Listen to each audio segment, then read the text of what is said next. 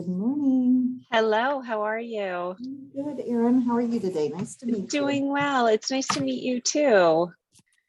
Sorry Now, that no worries. Where are you located? St. Louis, Missouri. Oh, okay. Okay. How about you? I think I'm in Burlington, Vermont. Okay. And Al is going to be joining us in just a moment as well. We're actually both in the office today, joining from separate desks. There you go. I am in the office today as well, usually Wednesday and half the day Thursday. Yeah. I prefer to be at home, but they like to see our faces every once and again. So yeah, we're located right on Lake Champlain, and there's like an amazing view of the mountains right across the lake. So I have been coming into the office almost every single day because so beautiful. Because it's just been so beautiful, and now that the weather is nice. But in the winter time, I was definitely working from home a majority of the time. Sounds very beautiful. What are your temperatures like?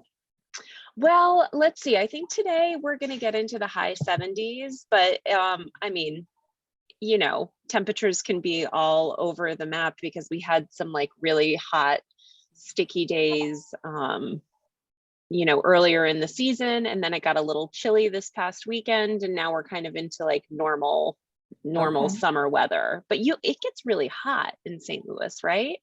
Yes, so last week I was on vacation in Alabama at the beach, and we were in like the upper 80s. It was perfect. Yeah. Here in St. Louis, it was 100 degrees or more every day. Yeah. And we're getting back up there again. The weekend was nice, but it's miserably hot. Yeah. I'm sorry to hear that. I You hope know, you have good thankful AC for air conditioning and pools and lakes, and so. Yeah. Hi, Al. Hey, Jennifer. Nice to see you. I was having some video challenges there, and now you're coming through. I am always technically challenged. My husband's like, I don't know how you work on a computer every day, and you certainly shouldn't have a cell phone. I'm like, thanks, honey. Surviving. I don't know. We're Sometimes it works. I think that we might have met a long time ago when you first became, a client of ours. When we first kicked off the engagement, I was actually in a different role at the company at that time. I was the director of services, and I've since shifted over to just the overall marketing, the internal marketing team. So it's funny to be kind of wearing a different hat, but seeing you again, and it's nice to reconnect. Absolutely. I apologize. I don't remember. I'm old and forgetful, but I have been with the company for 29 years. Yeah. So I know when we first partnered, are we on our third year now? Has it been 3 years with New Breed? Think? Yeah. Myself and then my direct report, Carrie Stempen. I know they kicked off that partnership. So yeah, we've been thrilled, which is why we're here today, talking about the success, right? Yeah, that's exactly right. And I would love to just get, because like I said,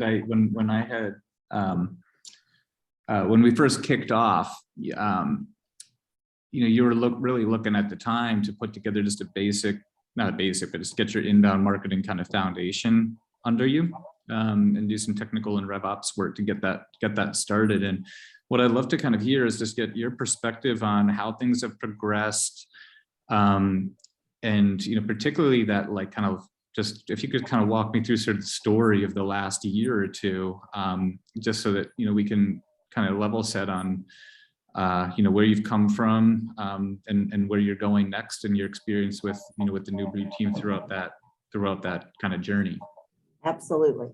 And I'll try not to be all over the board here, but to back up just a little bit. So prior to partnering with New Breed, we had worked with one other marketing company that basically, they were great. They helped us redesign our logo and our image, but we did not get into any of the marketing, the leads, all the important things, right? Because we need sales, we need leads to get sales to keep us going. So partnering with New Breed was like this breath of fresh air, really leading and guiding us. Perfectly honest, myself and Carrie were in a role. We have no marketing background. We've been with the company a long time, and we understand who Materialogic is and what we do and how we can help service leads, but we have no marketing background whatsoever. So the team at New Breed, lots of different folks we've worked with through the years, have been wonderful and really just kind of guiding and directing us in where we do need to spend our marketing funds. You know, we're right now working on our website, new redesign, and we are so excited that people are actually going to be able to go to materialogic.com and know who we are and what we do, because we've heard from so many leads. Yeah, I went to your website and I couldn't really figure out what you guys do or who you are. Can you kind of tell us? It's like, oh, well, that's not a very good marketing tool. So we're super excited about the work that's being done there with Chris and his team. Mary has above and beyond. We had a little frustration because it was week after week we would hear, okay, well, this is what we think we need to do, and we weren't really making some progress. And Mary stepped into the role as, I don't know, our project manager or whatever. And when she comes up with these great ideas and different marketing ideas and things to do, it's the next call I have with her. Oh, it's done, and here's this progress, and the reporting tools that she's been sharing with us, and the metrics showing the progress that the efforts we're putting into this, all from your direction and lead. It's been New Breed, really. Gets credit for that. It's me approving content, blogs, updates, things like that.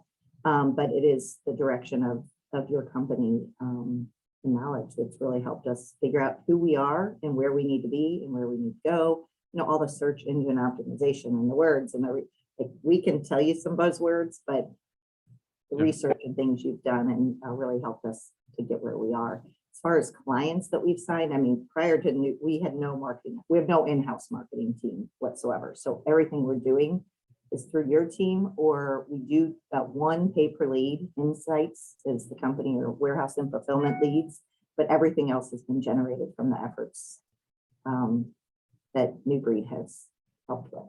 And I think now, as of this morning, based on an email I got, I think we will have signed like 6 new clients within the last 12 months. And there's a couple other really strong ones on the horizon. So if we historically, Materialogic signed 1 to 2 new clients in a year, we thought we were doing pretty good. So right there it tells you. Did Mary by chance share that management report and kind of, or the monthly metrics? I'm sure you've seen all that. We're always improving upon. So I think there's a story to tell there without me trying to remember the numbers off the top of my head. Hopefully you can look at some of that and put that in the case study or success story. Yeah, absolutely. And the search work is something I wanted to kind of drill into a little bit, because that's something that requires kind of a long-term commitment and partnership as well. So I'm wondering, you know, just in terms of your overall, you know, strategy and growth targets, if when you started the partnership, you know, you kind of touched on this a little bit, like the benchmark was, you know, I think you said one to 2 clients, you know, net new customers monthly, and now you're kind of looking at like 6 or. No, I'm sorry. We historically, prior to New Breed, if we signed 1 to 2 new clients annually, we were like, okay, this is good, because we didn't really have a solid salesperson. We were doing no marketing efforts. Our website sucked. So it was, you know, a referrals, or I don't know how we even got those. So going from 1 to 2 clients a year to, I mean, we're in June of this year and we've signed, I think, 4 of them in the last couple months. So that is significant. Yeah, that's great. And you have 38% of your total leads are coming from organic with the report that I saw, which is great traction. You mentioned that Mary had also, in addition to being a strong PM for you, that she had come up, you know, which she would propose different, you know, ideas and recommendations. I'm wondering if you might give, you know, 1 or 2 examples of you know, recommendation that she might have given to you and your team based on, you know, your overall, you know, month in, month out targets, and what that could look like. Yeah, gosh, put me on the spot. So one thing, the first thing that comes to mind is just trying to figure out the best way to utilize the hours that we have, because we had gotten ourselves in a situation where we were borrowing from the month ahead or next month, and then, you know, that just constantly puts us behind in an ugly cycle. So we don't want to be there. So she was, to me, creative thinking was like, well, let's take a look at some of your existing blogs that maybe have been around for 5, 6, 10 years that we could easily tweak or update or modify. So things like that, just trying to not reinvent the wheel, but take maybe some content that's there and freshen it up, which takes, of course, less monthly hours than it would to start from the ground up. So I loved that, for number one, because it worked. And number two, my schedule was so hard to find time to do those interviews all the time and coming up with new ideas. Why not refresh content? So that was a big one. I just feel like there's been a couple things where she's like, oh, what's worked for another client is this Facebook. The Facebook ad would be another one that it took us a minute to get that up and going because nobody at CuriLogic seemed to know who was the owner or how to access it, which is amazing, but here we are. So Ellie and her got us a new Facebook account, and she was kind of talking through the ideas and ways that she thinks that that could be a good tool. And we're seeing some traction. We haven't been at it that long, but just making suggestions of success stories she sees from other clients and how that can apply to our business. I really feel like she understands who we are, what we're trying to accomplish, where we're trying to go. And it's just, yeah, she's been great. The reporting, the thinking outside of the box, we're trying to creative ways, for us to get more push forward with the limitations of our budgeting, time restraints, things like that. So I just think she's been wonderful. I miss her. I pray she's okay. And I can't wait till she's back. But I get to meet another new lady on Monday, I think, Kelsey. So Yeah, no, she will be back. She had a family. She said, yeah, family emergency. So I feel like I haven't talked to her in a bit. I ended up having COVID and then I was on vacation. And so her and I, like, we're crossing paths. So it's been longer than normal that we've been able to touch base. So anyway, sidebar. Those are some of the big right off the top of my head that I feel like. That's super helpful. Those are great examples. Okay. I had one other thing that I just wanted to dig into just for just additional context. So you mentioned the website, you mentioned the, just the overall inbound kind of funnel that you're putting together through content syndication, content versioning, paid ads, social. I want to begin take a big step back because you also had noted that, there's been turnover and changes on your sales organization, particularly when we got started with you in the partnership. So, tell me about what reporting looked like previously, and if you've actually been able to progress on just kind of identifying, like, qualifying a lead, who the lead goes to, how the lead is followed up on, and some of that marketing sales alignment piece, and whether or not New Breed has been played a role in that.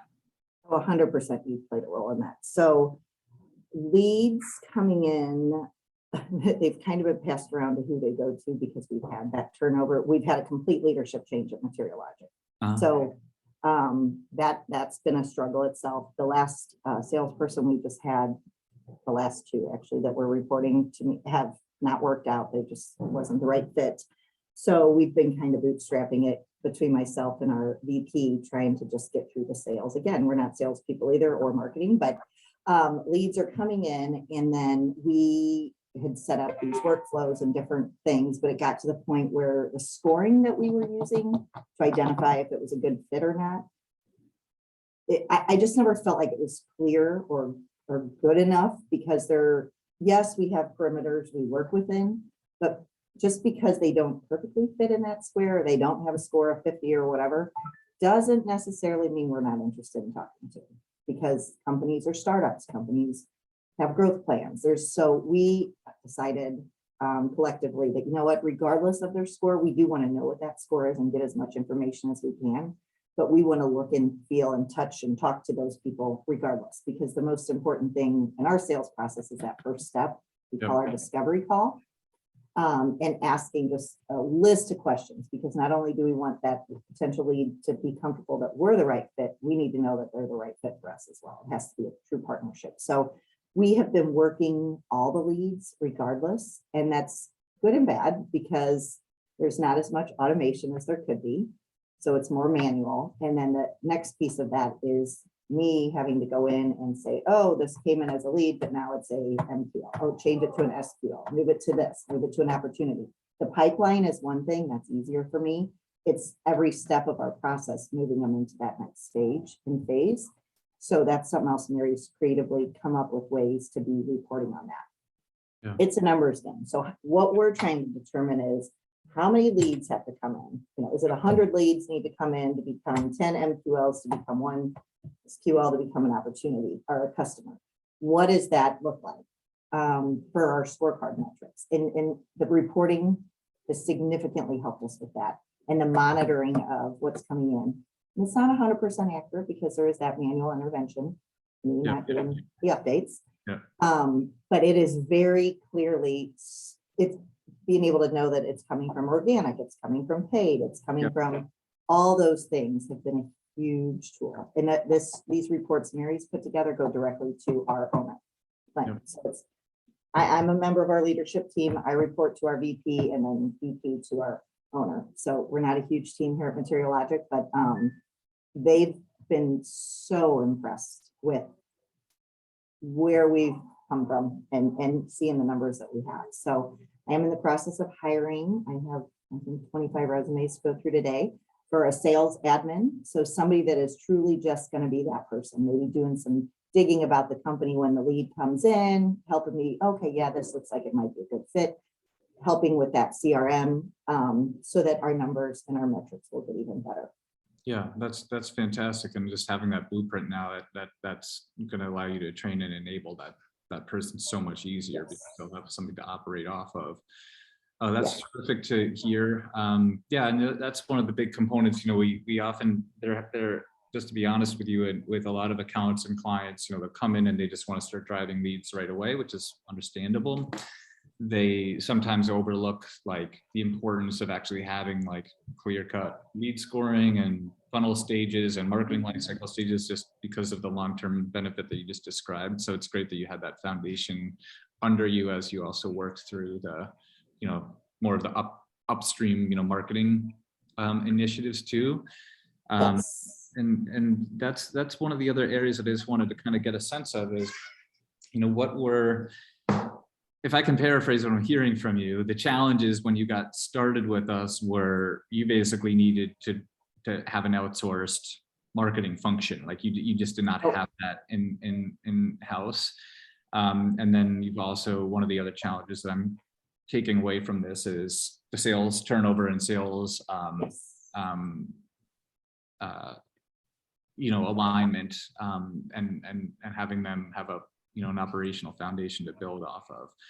And then the third challenge, if I'm hearing you correctly, was website wasn't performing well for you.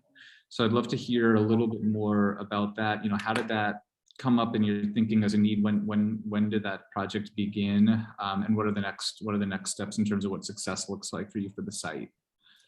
Gotcha. One thing I want to add to that, MQL and SQL, we kind of determined that it's not, I mean, yes, there's a difference, but maybe there's not, because like I mentioned, the first piece of our sales, the first step of our sales process is that discovery call.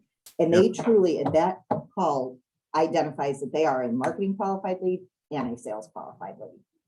If we're going to continue on our process, we know that they have now hit both those, if that makes sense. So that was something interesting too. And the newsletter. Mary came up with the idea to do a newsletter, and that has been huge too. So on to your now question about the website. So, I mean, we kind of knew the website sucked.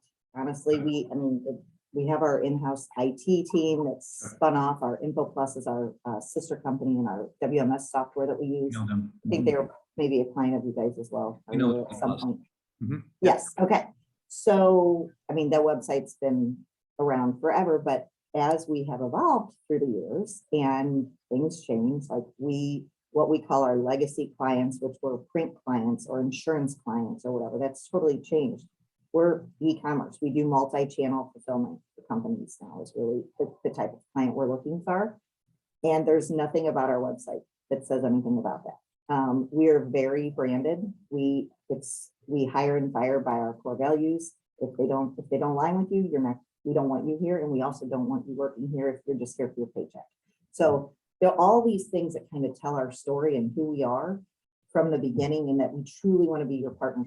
We want to be an extension of your business. We don't want to be your vendor. If you're looking just for the lowest price and just somebody to fulfill your orders, that's great. I can refer you to a couple other competitors that are 3PLs, but we're not the right fit for you. And so that to us, that trust piece of it is such an important factor. And we want our message out there from every interaction, from the first time somebody goes to materiallogic.com all the way through every interaction they have for years as a partner. And we don't feel that the website has that now. There's nothing about our history. I mean, we've been next year, we'll be in business 50 years as a company. We started out as a print shop and we evolved from print shop to a storage company to there's a really cool story. We're a privately held company. The owner has an amazing story. It's still a family run business. I mean, there's something to be said for that. Like I mentioned, my longevity, there are multiple employees that have been here a long time. We have clients that have been with us 30 plus years. They're like family. I mean, those types of things I think set us apart from a lot of other 3PLs that are just in it to let's do these transactional, take care of business. That's not how we run our business. And we want that known. So the website is going to be a huge tool. There's nothing on the website currently about our team, who we are, anything about us. So we're adding some bios and pictures. There's going to be a video that's on there, kind of gives an overview of our building. We're beyond excited at what we've seen so far for that launch. And then it gives us a marketing opportunity too, to send out this big communication about, we've launched this great website. And I think it's going to be really beneficial to take us to the next level and just help with the growth. If people can know who we are, they're going to know how to contact us. Yeah, plus the site's going to perform better for you too from just an inbound lead generation standpoint. Yes, yeah, 100%. That's fantastic. And yeah, it's good info about the newsletter as well. So for the newsletter, that obviously that helps you with telling that story and getting closer to your customers. And you mentioned that it's performing well. Is that also helping you with just kind of like subscriber growth and blog traffic? I'm curious to know what success has looked like. Yeah, I do think that it has helped with growing that subscriber. The other thing that we determined in one of the last calls I had with Mary was, why aren't we sending it to our existing clients? So the group of people we initially started with, let's expand that, because what's it going to hurt if our clients are reading? Yes, they're already our clients. I don't want articles in there about, hey, go out for RFP or whatever, but there could be some structure that regular communication that they're getting, which they have not received. We're not good at that. We try to do an MPS every quarter. We try to, send out when we're closed on the holidays, but so many companies communicate much, much better than we are. But we've made so much progress, and I know there's still a lot more to go. So those ideas have been great. And we do plan to expand to sending that communication out to our existing clients, not just leads or MQL subscribers, things like that. So yeah, I mean, that makes sense. I mean, your values driven company, you have a long time loyal customers, is a great opportunity for customer closeness through that tactic. So couple last things before I let you go. So the first thing is, I would love to hear, from your perspective, what has, if there's anything that's, surprised you in a pleasant way, something that you weren't expecting to get, when we first started with either up with Mary, or in terms of just how the overall partnership has developed. If there's anything that was important to you that wasn't necessarily in the contract, but has come through in the engagement, if that makes sense. Yeah, I mean, the number of people, I don't know how many employees New Breed has, but I feel like there's just a team for everything. And there's a new group that I'm always talking to, which is great. It's bad for me who can't remember anything or people's names. And I'm glad you did remember meeting me. I feel terrible that I don't. That has been very surprising to me in a good way. But there's just like, wow, we have like 35 or maybe 50 employees total, and everybody wears multiple hats. And I'm just like, how awesome is that? That it seems, or it appears at least, maybe this isn't not everything is as perfect as it appears, I'm sure, but that there are truly, whatever you're good at in your role, that you get to focus and really live that position. And so it's just really cool to me that there are so many of you, and everybody is energized and loves what they do. There's just always this positive, we all have bad days, life sucks sometimes, whatever, but I've never ever felt that with any of the team members. And I can't even count how many people I've met at New Breed. So that says a lot. Yeah, well, that's terrific feedback. I'm glad I asked that question. You know, one thing that we have invested in each of the disciplines that we have, right? Because you can actually, now with digital marketing, you need subject matter expertise. It's just like, it's really hard to be a generalist and a jack of all trades, just because each work stream has a lot of complexity to it now.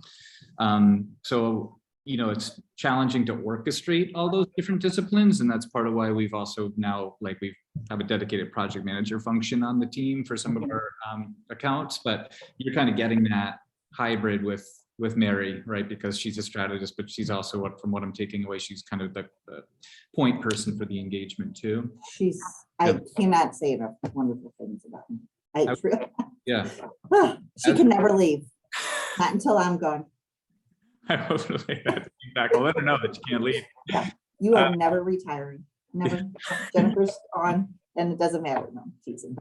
But it is really a breath of fresh air. And being on the leadership team here, we're really striving to do that because we are a small team, not trying to, but we want people in their zone of genius and doing what they love to be doing. And so, you know, we do that through quarterly conversations and doing quad exercises of what you love and you're great at, what you don't like, or what, you know, there's different things. So it's encouraging to me that I think we can get there. We're never going to be as big as you guys, but loving what you do every day, that's a big difference. And yeah, it's impressive. Cool. Well, I really appreciate your time, Jennifer. I'm going to, it may take us a little bit of time to actually pull together the actual narrative of this. I talk a lot, sorry. And I'm No, no, I do. I've been told that. That's okay.